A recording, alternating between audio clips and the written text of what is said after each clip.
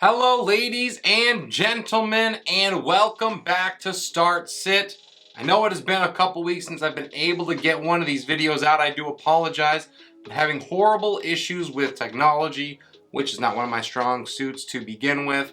So I've recorded it, it hasn't worked, and then uploading it has been a challenge. So I got to this episode early, hopefully to give myself enough time to get this out to you guys. I'm gonna aim for Friday night. At worst case, it will be up on Saturday morning. So what do I have for you in the episode? I'm covering the top 16 at defense and kicker, the top 25 at quarterback for those in 2 quarterback and super flex leagues. I'm also looking at the top 36 running backs and wide receivers and the top 16 tight ends. I'm covering everything in half-point PPR. I feel like that is the best happy medium between the two to try to get you guys the best information so we can make the best roster decisions and win our leagues. We are headed towards the playoffs. Every decision that we make is crucial so that we can stack wins and put ourselves in the best chance to take home a title. Now, without any further ado, like the video, subscribe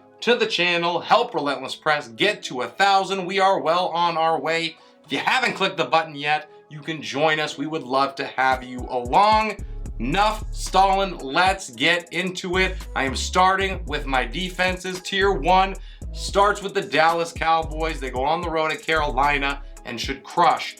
The Cleveland Browns, maybe the best overall defense in the NFL. I have them at 2. Good matchup with Pittsburgh. Obviously, it's going to be a little tough for them without Deshaun Watson, but they've had bad quarterback play and been able to sustain anyways.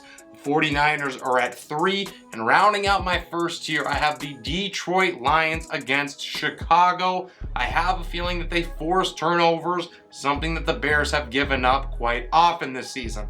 Tier 2 begins with the Miami Dolphins. They are a good matchup here against Vegas.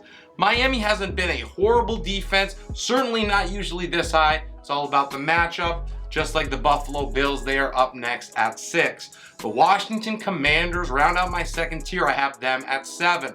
My third tier is pretty small, just a couple teams. I have the Jacksonville Jaguars against Tennessee and the Pittsburgh Steelers against Cleveland. I like them more with this good matchup with the Browns. Tier 4 begins rounding out my top 10 with the New York Jets. Bills have been turning the ball over a ton. That Jets defense is playing awesome. The Minnesota Vikings out of nowhere have started to play excellent team defense. They're in at 11 against Denver. My 12th defense are the Houston Texans. They've been above average for most of the season. The secondary is not great. However, they've still been able to produce for us as owners. My 5th and final tier, I have the LA Chargers at 13, Seattle Seahawks up next, Tennessee Titans, and rounding it out at 16, I have the LA Rams. I think that Rams-Seattle game might be a shootout, but if it's not, it could end up going the other way and be a slugfest, low-scoring affair, so those defenses could pan out if you are in a bit of a desperate spot.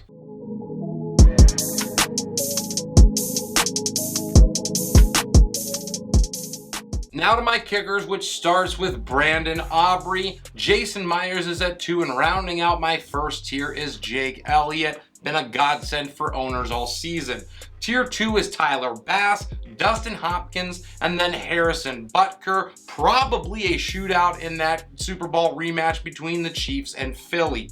Tier 3 is Jake Moody, Greg Joseph, and Riley Patterson. Rounding out my top 10 is Cameron Dicker, the kicker, in a good matchup against the Pack. Nick Folk is up at 11. Tennessee has been conservative. They continue to lean on kicking it instead of going for it on 4th down, and that actually at this point in time makes a difference because so many teams are leaving opportunities to kick off the field for their kickers. Tier 4, my final one, is Matt Prater first at 12, and then Matt Amendola at 13. Big shout out to my sub who called out this player, and honestly, this game should be a high-scoring affair between Arizona and Houston. At 14, I have Brandon McManus against Tennessee, Daniel Carlson next, and my final kicker in week number 11 is Anders Carlson against the Chargers.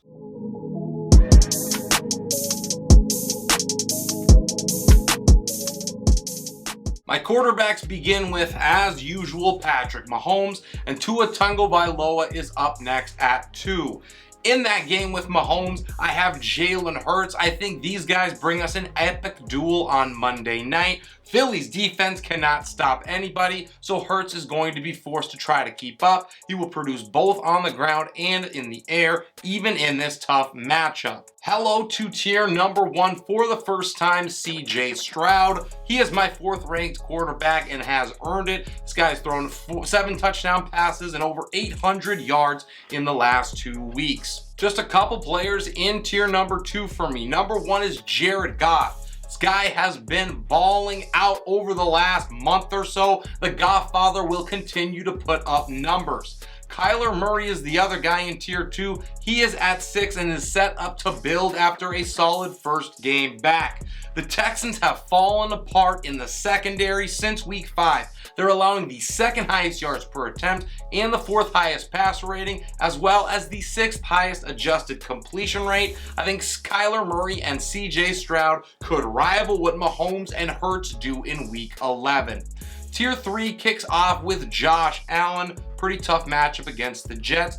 Dak Prescott has been one of the hottest players in all of fantasy football. He will keep it rolling against the Panthers.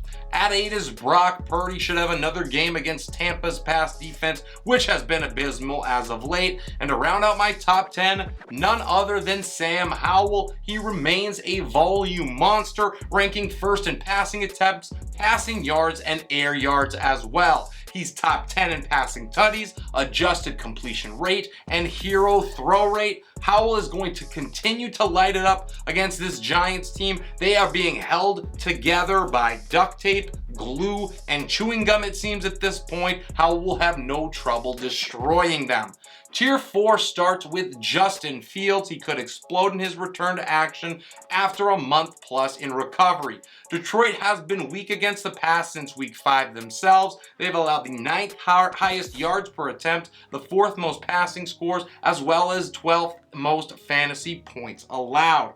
Fields can take advantage of that, and if the Lions' offense remains as hot as they have been as of late, there is shootout potential in this game as well. So I think a top 5 performance from Fields is well within the range of outcomes. Way up, rounding out my QB1s in week 11, I have Jordan Love. It is all about the matchup, folks. The Chargers cannot stop anybody. At 13 and 14 back-to-back is Geno and Matthew Stafford in that duel. This could be a low-key shootout as each secondary in this game has fallen off as of late. I think Stafford and Smith each provide owners with a stable floor at worst in this matchup.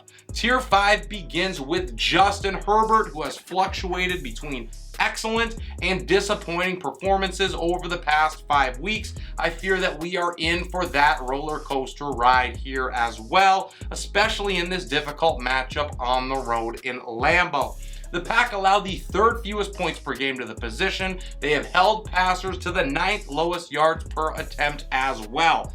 Herbie obviously misses his full complement of weapons. It's been clearer and clearer over the last couple of weeks, and now Keenan Allen is banged up as well, so I believe that Herbie struggles to post quarterback 1 numbers, and instead the Bolts lean on Austin Eckler. Next, I have Trevor Lawrence here at 16. He continues to struggle as the current quarterback 22 in fantasy. He only has 3 weeks this year where he finished as a top 12 play.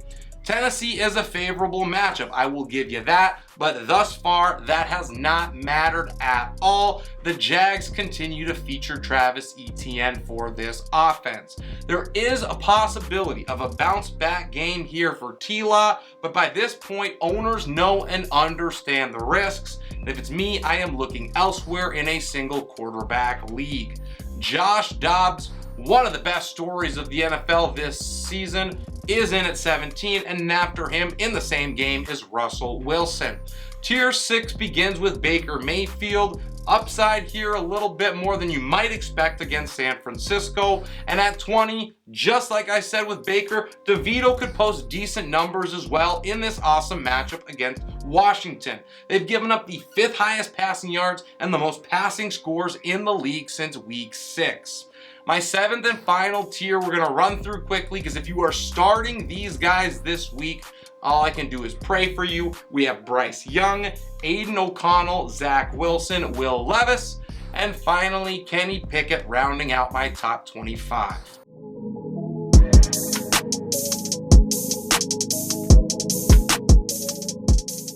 Running backs in week 11 begin with Austin Eckler. He is due for a massive game against a poor Green Bay front. They've allowed the 4th highest explosive run rate, the 9th highest yards after contact per attempt over the last 5 games. Pound for pound has averaged nearly 20 touches per game since his return, so 150 total yards and a tutty looks like the floor for him. Christian McCaffrey is in at 2, and rounding out my top 3, I have Travis Etienne. Just a couple players in tier 2 for me. At 4, I have Jahmyr Gibbs, and rounding out my top 5 is Devon Achane. He is a must start if active. Now, Raheem Mostert would skyrocket to RB1 status if Achane is going to miss here, but it looks like, and I'm recording this Thursday night, so we'll have to see, but it looks like he is set to start. Tier 3 begins with Josh Jacobs. He has been a workhorse and then some since Antonio Pierce took over as the head coach in Vegas. He's averaging over 27 touches and 110 total yards per game. Now, he is going to need that volume against Miami. They have been a top 10 team against the run over the last 5 weeks. Now, Vegas cannot sling it, not with Aiden O'Connell at the helm, so Jacobs is going to find a way to bring RB1 production for the 2nd time in 3 weeks. DeAndre Swift is up at 7, and at 8, I have Isaiah Pacheco in that same game against Philly. Number 9 this week is Rachaad White. He's on the road against San Francisco. He's the RB11 on the season as one of the biggest volume monsters in the business. White ranks 6th in snap share, 10th in opportunity share, and 6th in red zone touches. He's averaging close to 20 touches and 85 total yards per game, so even though his efficiency has lacked, the volume has made up for it, and San Francisco has crumbled against the run since week 6. They're surrendering the highest explosive run rate and the 3rd highest yards after contact per attempt. Tier 4 begins at 10 with Saquon Barkley, and I have Breece Hall at 11 against Buffalo. He struggled on the ground, but that usage in the passing game has saved him and should continue to do so. At 12, I have David Montgomery. Now, this is all about the matchup, even though he is likely stuck playing second fiddle to Jahmyr Gibbs. That does not mean that Montgomery's value is gone for the rest of the season. You're just going to have to pick your spots. He's going to need to score to hit here, but he will against the lowly Bears. Tony Pollard falls to 13, just has not been able to get it going yet. And at 14, I have Aaron Jones. I think he's still dealing with an injury with that hammy and not 100%. He should be at least decent against the Chargers. At 15, I have Derrick Henry. He might struggle against this elite Jacksonville front. They have the 8th best stuff rate, the 5th lowest yards per carry allowed to zone runs, and that's something that Henry prefers at a 60% clip. Just like last week when the Kings struggled to the tune of 24 yards on 11 carries, every yard is going to be earned in this game. Tier 5 begins with Jaylen Warren, and his running mate Najee Harris is right behind him. Both of these guys are good options against Cleveland. On the other side of the ball, I have Jerome Ford at 18. He has averaged a 65% snap share, 21 touches, and over 90 total yards over the last 2 weeks, and he should be closer and closer to that 100% mark against the Steelers. He has been playing a little banged up as of late. If he sees more red zone uses in this game, they've been using Kareem Hunt a little more than Ford owners would like, then I think Ford could smash this ranking, but he provides an excellent floor regardless. James Conner is at 19, and at 20, rounding it out, is James Cook against the Jets. Tier 6 begins with Javonte Williams, great running back who's looked better and better. Now, this is a tough matchup for him, but he should be fine because of the volume. At 22, same game, Ty Chandler. And then at 23, I have Devin Singletary. He will see a massive workload once again if Dameon Pierce remains sidelined. Last week when that happened, Singletary turned 31 touches into 161 total yards and a score. So the upside is clear against this subpar Cardinals rushing defense. Tier 7 begins with Kenneth Walker, who falls a bit because he is playing banged up. Raheem Mostert is in at 25, even if Achane plays. Now, if Achane is out, you have to find a way to get him in your lineups. At 26, I have Brian Robinson Jr. He made the most of his opportunities last week. He racked up 119 yards through the air on the way to a nearly 160-yard day. Now, that is out of the ordinary for him because he is pretty much the rushing back more times than not.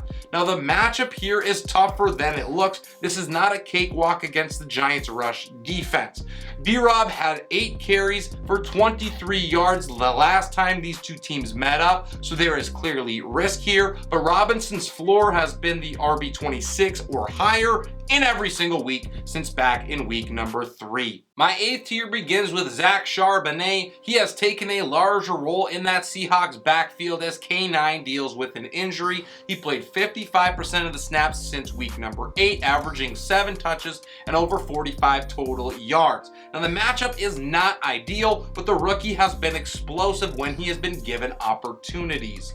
We're going to have to keep an eye on that backfield for Chicago in case Khalil Herbert comes back. But if not, at 8 is Deontay Foreman. At 29, I have Kareem Hunt, and Chuba Hubbard rounds out my top 30.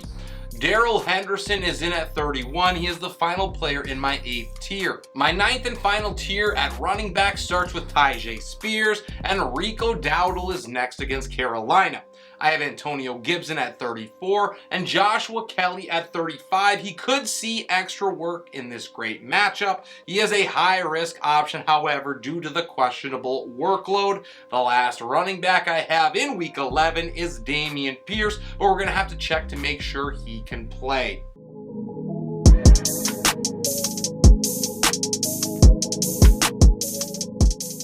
Now to my wide receivers, I have 3 players in my first tier. Tyreek Hill kicks it off. He is 2nd in target share, 1st in yards per route run, and 6th in first read share. He is a smash top 5 wideout every week, period. At 2 is CeeDee Lamb, who has been on a tear. And at 3 is Amon-Ra St. Brown. He has been a model of consistency all season long. He's racked up 6 100-yard efforts in 8 games played. Chalk another one up here against the Bears. They will have no answer to stop him.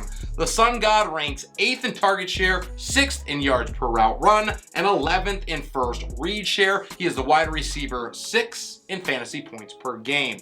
My second tier begins with A.J. Brown, and at 5 I have Keenan Allen. We have to make sure that he is good to go. At 6 is Mike Evans. He continues to show why he was one of my favorite buy low candidates coming into drafts. He's the wide receiver 11 in fantasy points per game, 8th in deep targets this year, racking up a 40% air yard share.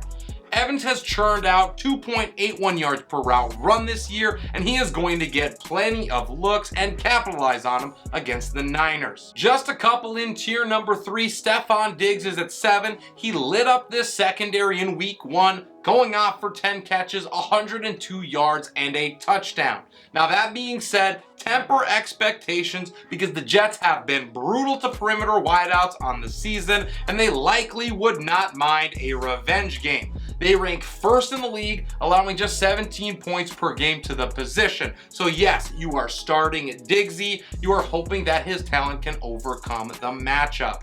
At 8, I have Cooper Kupp, and starting my 4th tier, welcome back, hopefully, is Justin Jefferson. If he is a go, obviously he is in lineups.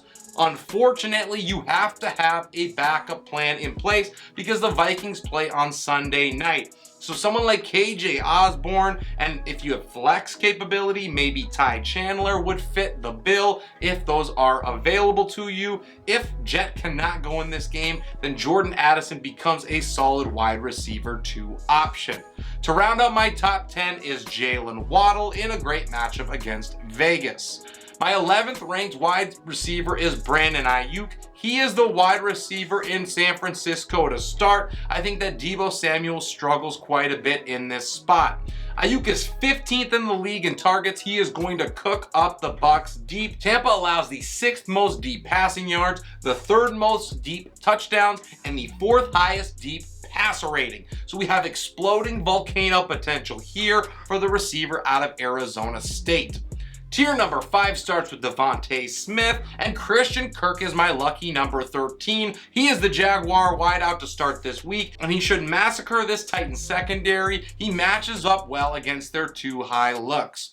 Tank Dell is at 14, and at 15 is Devontae Adams. Now he is going to try to get by on the volume, but with that suspect quarterback play, Adams remains a volatile option that could bust for us on any given week. But at this point in our rankings, he is worth the plunge. He ranks 11th in deep targets, 1st in red zone looks among all wideouts.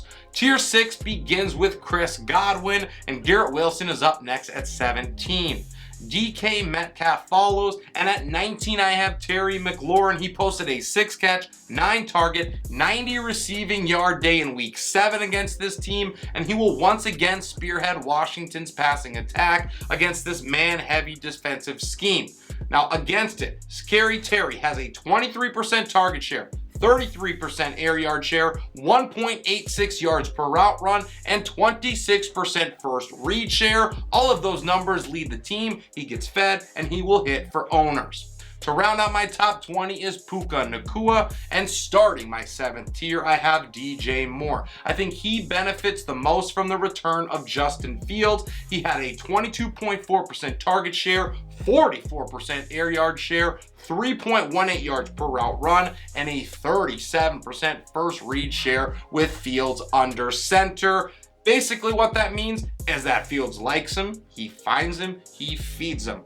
If the connection can hit the ground running this week, Moore could easily post top 10 numbers. The Cinderella story for Adam Thielen might be coming to an end. He falls to 22 this week, and at 23 I have Deebo Samuel against Tampa. Rashee Rice is up at 24, great matchup against Philly, and to round out my top 25 is Nuke Hopkins. My 8th tier starts with Darnell Mooney. I think he's got a lot of upside in what should be a smash spot against the Lions. Christian Watson and Jaden Reed are at 27 and 28 back to back. Each of these guys has a lot of upside in what should be an excellent passing day for Jordan Love. Yes, I know, but it's the Chargers. Their secondary is one of the league's worst. They're allowing nearly 33 points a game to receivers, and that means Watson and Reed are solid dice rolls if you need upside in your flex. At 29, I have Amari Cooper, and my 9th tier starts at 30 with Marquise Brown. Deontay Johnson is at 31. He looks like a volatile option from week to week because the Kenny Pickett effect. He's trying to be an NFL quarterback. It's not working out so well. Till the 4th quarter, of course. The Browns secondary is beatable. They are allowing top 10 fantasy points per target since back in week 5. So the thing here, we hope that DJ's volume is enough to make the targets matter in Pittsburgh's run-heavy scheme. Quentin Johnson is at 32. He could jump higher depending on what happens with Keenan Allen. If Allen is out and Johnson is the wide receiver 1 because the last man standing, he's probably going to be a top 15 option, as crazy as that sounds. At 33, I have Jordan Addison, and Cortland Sutton is next at 34. He has gotten by thus far on touchdowns, scoring 7 on the season. That is 2nd most at the position, but I think the streak ends here. Minnesota has been very tough on perimeter receivers over the past 5 weeks. They've been allowing bottom 7 numbers. Calvin Ridley slides to 35. You probably want to bench him if you can help it. And at 36, I have Nico Collins. Now, he would be a solid wide receiver 2 option if he is healthy. Just make sure that you check before kickoff.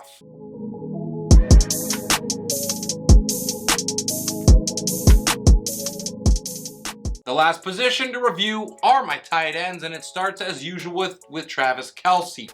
At number 2 is TJ Hawkinson. He will dominate again in this smash matchup against Denver. The Broncos have surrendered the second highest fantasy points per game, as well as the most receiving yards per game to tight ends. Josh Dobbs clearly favors Hawkinson. Guys, fed him 27 targets over the last 2 weeks, so a big encore for Hawk is coming after his 134-yard performance last week. Tier 2 begins with Trey McBride. He should crush this week again. The Texans have allowed the highest fantasy points per game to tight ends. McBride's metrics have been sparkling over the last couple of games. The rookie ranks 2nd in target share, 3rd in air yard share, 2nd in yards per route run, and 1st in first read share since week 8. Fire him up with confidence, especially with Kyler Murray looking better than anticipated. Sammy Laporta is in at 4, and rounding out my top 5 is another rookie, Dalton Kincaid. Kicking off tier 3 is George Kittle. Should be a great option against Tampa. At 7 is Dalton Schultz. He continues to get fed in Houston's passing attack, and Evan Ingram slides a little bit down to 8. He could run into a buzzsaw this week. We need to temper expectations. The Titans allow the 7th lowest receiving yards per game to the position, and they're the only team in the NFL that has not given up a touchdown to tight ends thus far. Tier 4 begins with David Njoku, and rounding out my top 10 is Cole Kmet. He's been one of the most targeted tight ends in the red zone this year, ranking 5th in the NFL. We know at the position that is what we are chasing, so Kmet is a solid choice to hit this week. The Lions have also allowed top 12 numbers in fantasy points per game, as well as yards per reception to the position, and Kelce has had 25 opportunities over the last 3 weeks, so I am putting him in my lineup. At 11 is Luke Musgrave, and my last tight end one in week 11 is Jake Ferguson. My 5th and final tier starts with Tyler Conklin, and at 14 we have Michael Mayer against Miami. He has a 55% route run rate, 1 yard per route run, and 13% first read share over the last 2 weeks. Basically, that means that the usage is tolerable, and he might be the best option in the passing game for Vegas. The Finns have surrendered top 12 numbers to the position, and that makes Mayer a viable dart throw. At 15, I have Logan Thomas, and my last tight end and player that I will cover for start sit in week 11 is none other than Gerald Everett.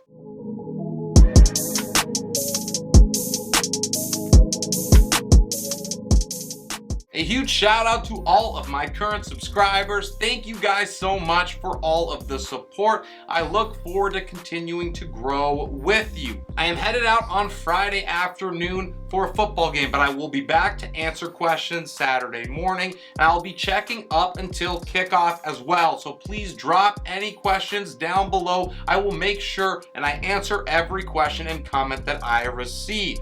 This is Relentless Press. I'm your host, Abraham Mopat, and I will see you next time.